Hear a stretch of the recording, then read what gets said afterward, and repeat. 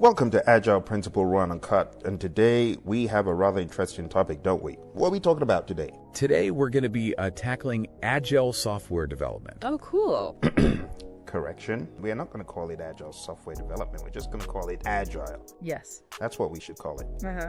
We've got a whole stack of research and reports, Nice. including some pretty fascinating insights from the Government Accountability Office. You mean the Men in Black, the GAO, right? Yeah, you know, the GAO. Yeah. About how federal agencies are adopting agile. Pretty interesting stuff. So by the end of this deep dive, Okay.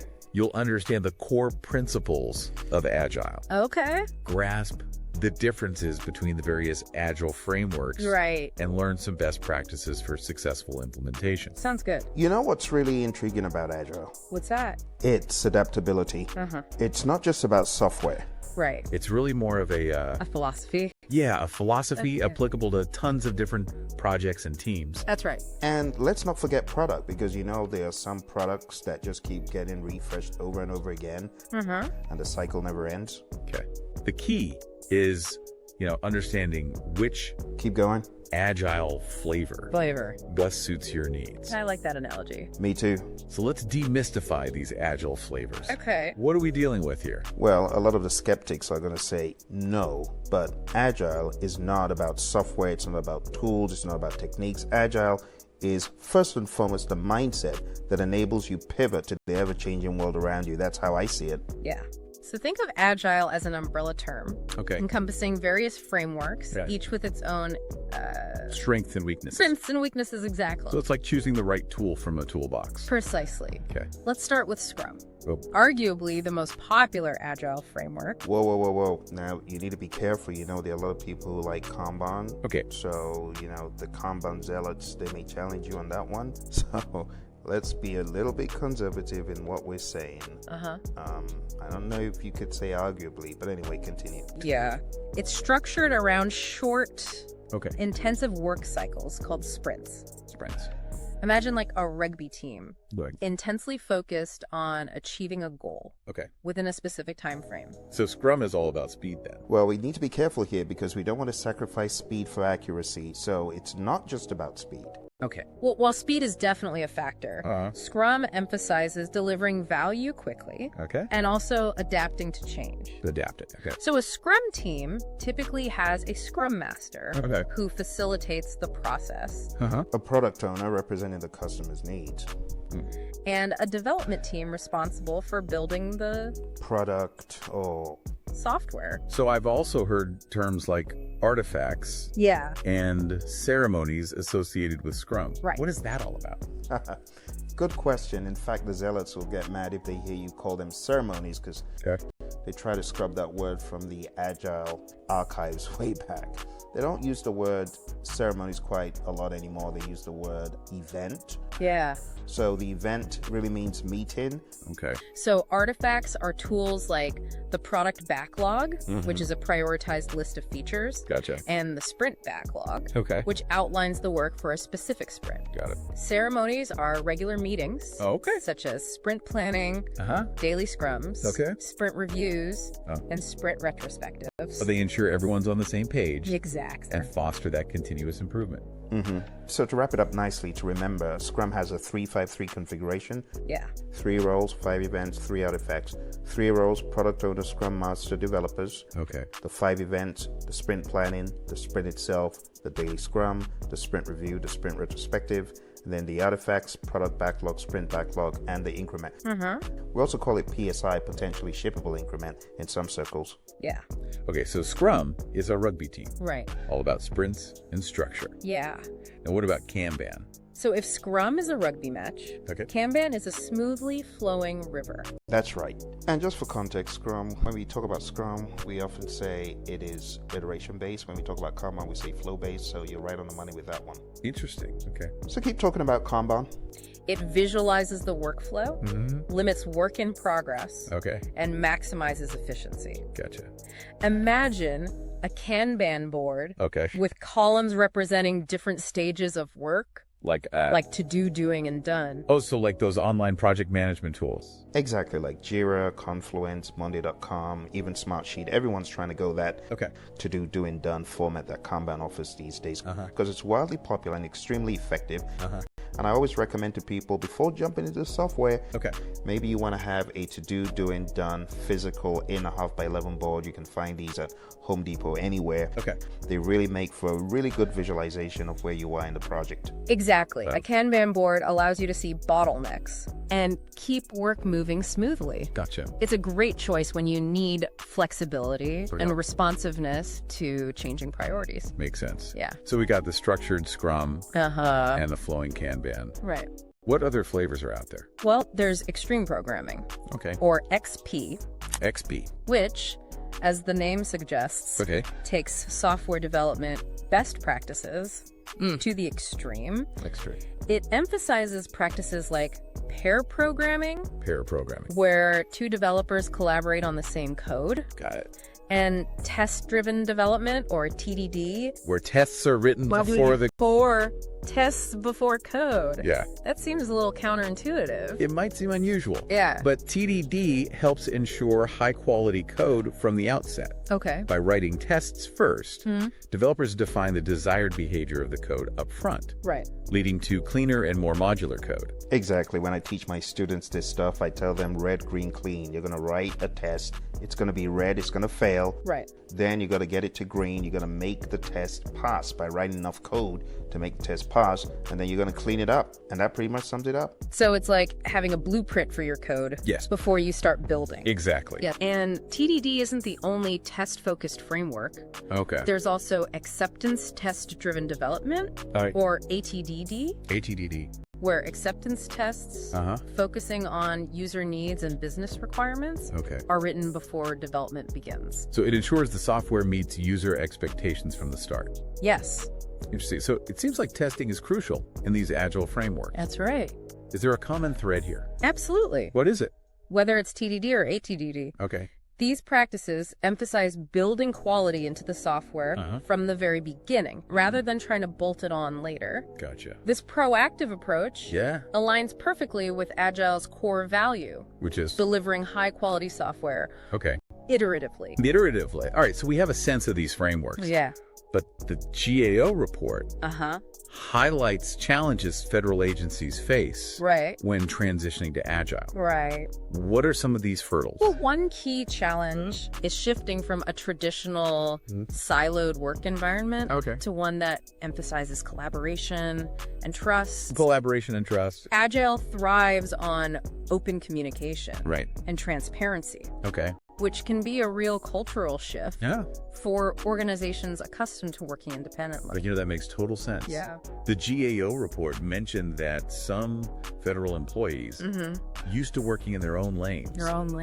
I like that. Found Agile's constant communication and transparency overwhelming. It can be a lot. And that highlights another crucial point. Which is? Agile adoption isn't just about adopting new tools and processes. It requires a fundamental shift in mindset and culture.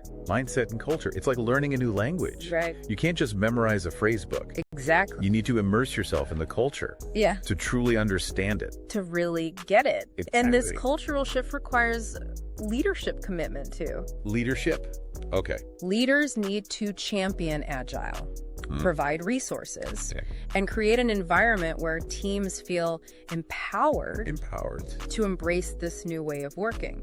The GAO report also pointed out that simply implementing new tools without proper training can lead to delays and frustration. For sure. It's like giving someone a fancy new kitchen gadget without teaching them how to use it. Exactly. So training is crucial. Absolutely. For everyone involved. From developers, project managers, to leadership. To the top. So preparation is key. Definitely. It sounds like successfully adopting Agile requires a multifaceted approach. Addressing both organizational culture and individual skills. For sure. And even with careful preparation, there are challenges in execution. Absolutely. Agile relies on constant adaptation and open communication, which can be tricky when dealing with changing requirements. and tight deadlines. The GAO report highlighted some specific execution challenges. Yeah, they did. Like what? Things like keeping documentation updated in real time, managing evolving requirements, and having federal customers readily available for feedback. Agile thrives on those frequent feedback loops to ensure the right product is being built. It seems like a lot to juggle. It can be. And how do you even measure success in an Agile environment? That's a good question. Is it different from traditional projects? It is different. Okay, how so? Agile success is measured by outcomes and value delivered. Okay. Not just by checking boxes and meeting deadlines. So are you meeting customer needs? Right. Are you delivering working software frequently? Exactly. Are you constantly improving your process? Those are the questions that matter. So it's less about following a rigid plan? Much less. And more about adapting. Yeah. And responding to feedback. Yeah. To deliver real value. That's what it's all about. Okay, so we've got a sense of the Agile landscape. Yeah. The challenges organizations face when adopting it, and how success is measured. Right. But before we dive into best practices for smoother Agile adoption, let's take a quick breather. Sounds good. We'll be back in a moment to explore how teams and organizations can navigate this exciting and sometimes challenging world of Agile. Looking forward to it. Welcome back to the deep dive. You know, it's interesting how the GAO report repeatedly emphasizes the importance of leadership buy-in. Absolutely. It's not enough for leaders to simply endorse Agile. Right. They need to actively champion it and model those Agile behaviors. Right. Walk the walk, not just talk the talk. Right. Leaders need to create an environment where teams feel empowered to experiment, to learn, and even make mistakes. Without fear of reprisal. Right, because if teams are constantly worried about being punished for trying new things, they're unlikely to fully embrace the Agile mindset. Exactly. But let's get back to the practicalities of Agile implementation. What are some specific best practices? Well, one crucial practice is empowering teams. Empowering teams. Agile teams thrive when they have the autonomy to make decisions and manage their own work. So trust is paramount. Absolutely. Leaders need to trust their teams to do the right thing. Yeah. That means providing them with the resources and support they need, but also giving them the freedom to experiment. That's right. Innovate and learn from their experiences. Yeah. Even if those experiences include a few missteps along the way. That's how we learn. Right, and the GAO report specifically highlighted the importance of having a dedicated federal employee serve as the product owner. What makes that role so critical? So the product owner acts as the voice of the customer. Voice of the customer. Okay. Ensuring the team is building the right product. Okay. They need to be deeply familiar with the user needs, the business requirements, and the strategic goals of the project. Got it. And they need the authority to make decisions about what features get built and when. It sounds like a high-stakes role. It is. What happens if the product owner isn't clearly identified or readily available or empowered to make decisions? It can create a real bottleneck in the Agile process. Bottleneck, okay. Without a strong and engaged product owner. Yeah. There's a risk of confusion, misaligned priorities, and ultimately a product that fails to meet the user's needs. Or the organization's objectives. Exactly. So a dedicated and empowered product owner is key. Is non-negotiable in Agile. That's right. What about communication? How does that play into successful Agile implementation? Communication is the lifeblood of Agile teams. Lifeblood, wow. Open, honest, and frequent communication is vital for keeping everyone on the same page, identifying and resolving issues quickly, and ensuring that the team is building the right product. And I recall the GAO report mentioning several communication-related challenges that federal agencies faced during their Agile transition. They did. Like what kind of challenges? They struggled with things like keeping documentation updated in real time and having federal customers readily available to provide feedback. Feedback is important. Very important. Agile relies heavily on feedback loops to stay aligned with user needs and adjust course as needed. So those daily stand-up meetings, sprint reviews and retrospectives, they're not just boxes to check. No, they're not. They're essential for maintaining open communication and transparency. Yeah. These ceremonies, Yes. as they're called in Scrum, Right. are opportunities for the team to connect, Yeah. share progress, identify obstacles, and celebrate successes. Absolutely. They're also crucial for fostering a culture of continuous improvement. That's right. Always getting better. All right, so we've talked about empowering teams, Yeah. having a strong product owner, and prioritizing open communication. Communication is key. What are the best practices? Well, another crucial practice is to focus on delivering working software frequently. Working software frequently. Agile is all about delivering value to the customer as quickly as possible. So no more big bang releases where you spend months or even years building a product before finally unveiling it to the world. Ideally, no. Okay. The goal is to release working software in short, iterative cycles. Iterative. Okay. So you can get feedback from users early and often. Makes sense. This iterative approach not only allows you to validate your assumptions and adjust course as needed, but it also helps to reduce risk. Reduce risk. By catching problems early on. And I remember the GAO report mentioning the need for a technical environment that supports this iterative approach to software delivery. Your technical infrastructure needs to be able to handle frequent releases and updates. Frequent releases and updates. You need a system that's flexible, scalable, and designed for continuous integration and deployment. It sounds like modernizing your technology stack. Often it is. Is often a prerequisite for successful agile transformation. Yeah. What about oversight and control mechanisms? Those definitely need to change as well. How so? Traditional waterfall-based controls, which often rely on extensive documentation and rigid processes, are not a good fit for agile environments. So how do you maintain oversight? It's about shifting the focus Okay. from process compliance to outcome-based measures. Outcome-based measures. Instead of reviewing reams of documentation or meticulously checking boxes, you need to be looking at whether the team is delivering working software that meets customer needs and aligns with business objectives. So it's about trusting the team. Trusting the team. Focusing on the value they're delivering. Exactly. And measuring success based on real-world outcomes. That's right. And that can be a significant shift. It can be. For organizations that are used to a more control-oriented, process-driven approach. Now, while we're talking about shifting mindsets and embracing change, I want to dig into a concept that's often mentioned in the context of agile technical debt. Technical debt. Can you explain what that is? Sure. And why it's so important for agile teams to be aware of it? Technical debt is a powerful metaphor for the challenges that can arise. When you prioritize speed over perfection in software development. Speed over perfection. Imagine you're building a house. Building a house, And to meet a tight deadline, you decide to take a few shortcuts. Maybe you use cheaper materials. Or skip some of the less visible structural elements. So you get the house built on time. You do. But you know those shortcuts are going to come back to haunt you later. Exactly. In software development, technical debt can accumulate in many ways. How so? Perhaps you rush a feature out the door without proper testing. Or write code that's difficult to understand or maintain. You might meet your immediate deadlines. But you're creating hidden costs.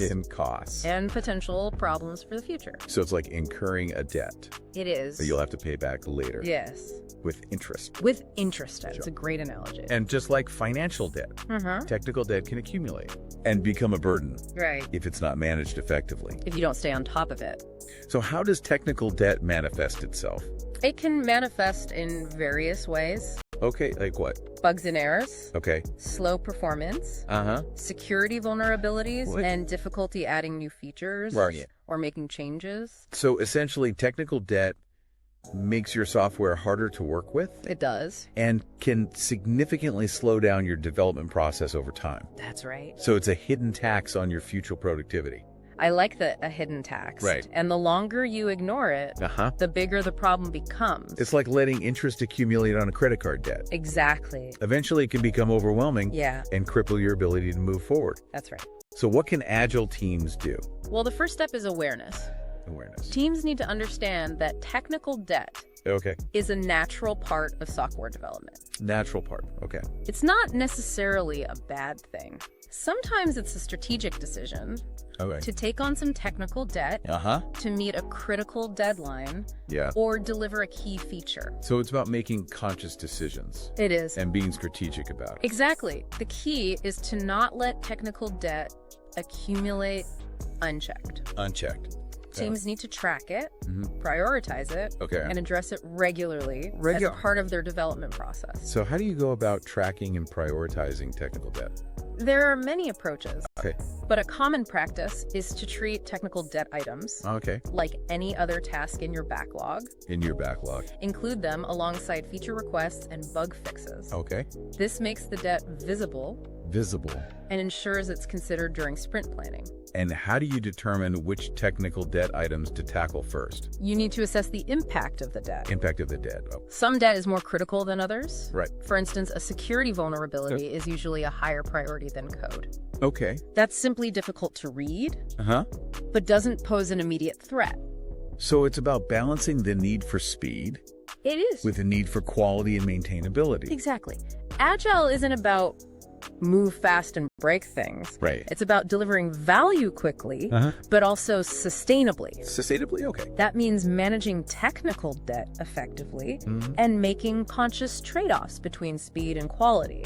Speaking of balancing speed and quality, we touched upon a few specific development practices earlier. We did. Such as test-driven development, continuous integration, and refactoring. Right. Can you delve a bit deeper into those practices? Absolutely. And how they contribute to Agile success? Let's start with test-driven development, or TDD. TDD. As we mentioned earlier, Yeah. TDD involves writing tests for your code before you actually write the code itself. I remember you comparing it to creating a blueprint Yes. before you start building. And that analogy holds true. But writing tests first. Okay. You define the desired behavior of your code up front. Right.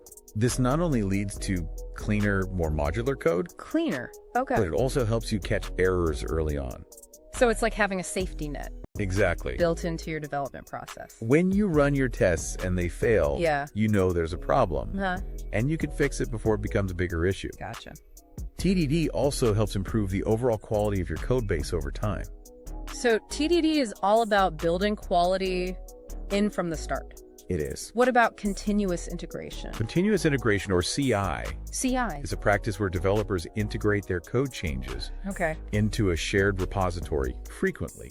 How frequently are we talking? Ideally, multiple times a day. Multiple times a day. Wow. Yeah. And the benefit of this is? It helps prevent what we call integration hell. Integration hell. When developers work in isolation for extended periods and then try to merge their changes. It can lead to conflicts, errors, and a lot of wasted time and effort. So CI is about keeping the code base in sync. It is. Preventing those big, messy integration events. Exactly. CI ensures that everyone is working with the latest version of the code and that any conflicts are identified and resolved quickly. This also helps ensure that the code base is always in a releasable state. Releasable state. Meaning you could potentially deploy a working version of your software at any time. At any time? Wow. Yeah. So CI promotes speed, but also quality and predictability. That's right. Now, what about refactoring? Refactoring. I remember you comparing it to cleaning up your house. Yeah. Or reorganizing your closet. That's a good analogy. What is refactoring? Refactoring is about improving the internal structure of your code. Internal structure. Okay, without changing its external behavior. Yeah. You're not adding new features. Right. But you're making the code cleaner. Cleaner. More organized and easier to understand and maintain. And why is this so important in an agile environment? Agile embraces change. Yeah. And as software evolves, the code base can become messy and difficult to work with. Yeah. Refactoring helps to keep your code clean, modular, and easy to understand, which makes it easier to add new features, fix bugs, and adapt to changing requirements down the road. So it's like preventative maintenance for your code base. It is. Ensuring it stays healthy and adaptable over time. Exactly. And when you combine refactoring with TDD and CI, you create a powerful set of practices. You do. For building high-quality, maintainable software in an agile environment. That's right. So these practices work together synergistically. They do. To support agile principles. They're all about embracing change. Yeah. Delivering value quickly and sustainably. And building software that's flexible and adaptable over time. Exactly. Now, while we're on the topic of software development practices and how they align with agile principles, I think it's time we address a term that's often mentioned in the same breath as agile. What's that? DevOps. DevOps. How do you see these two concepts fitting together? We've been deep diving into this world of agile, exploring its frameworks, the challenges of adoption, and some key practices that make it tick. Now, you mentioned DevOps. I did. It feels like one of those buzzwords. Yeah. Everyone's using, but few truly understand. Right. How does it relate to everything we've discussed about agile? So DevOps is a natural evolution of agile principles. Okay. Think of it this way. Okay. Agile focuses on the development side, while DevOps extends that agility to the entire software delivery lifecycle. The entire lifecycle. Including operations. So it's about bridging the gap between those who build the software and those who keep it running. Okay, so I'm starting to see the connection here. But why is this DevOps thing so important? Okay, so... Especially in the context of Agile.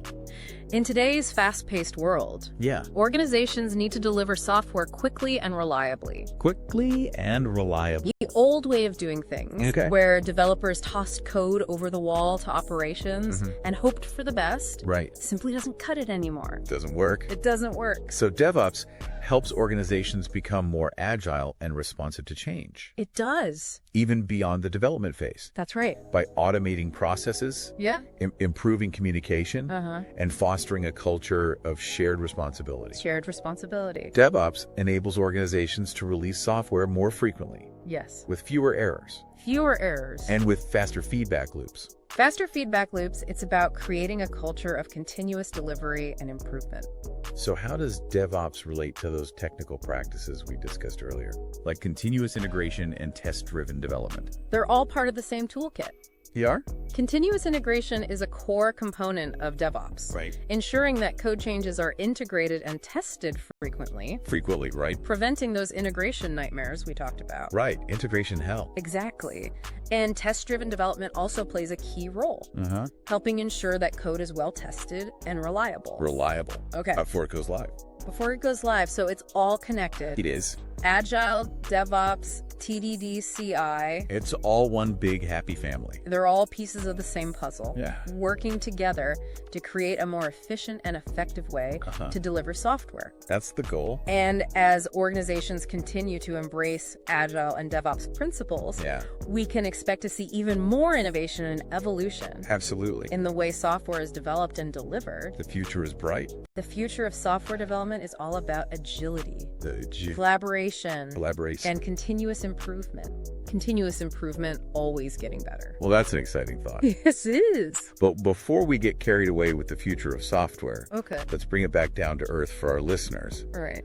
We've covered a lot of ground today. We have. Exploring this agile landscape. A lot of ground. From frameworks to challenges to best practices. That's Agile for you. What are some key takeaways? First and foremost, remember that Agile is a mindset. A mindset. It's not just a set of processes or tools. Not just tools, okay. It's about embracing change. Embracing change. Collaborating effectively. And focusing on delivering value to your customer. Delivering value? It's about people and culture. It is. Just as much as it is about technology and processes. Absolutely. And secondly, there's no one-size-fits-all approach to Agile.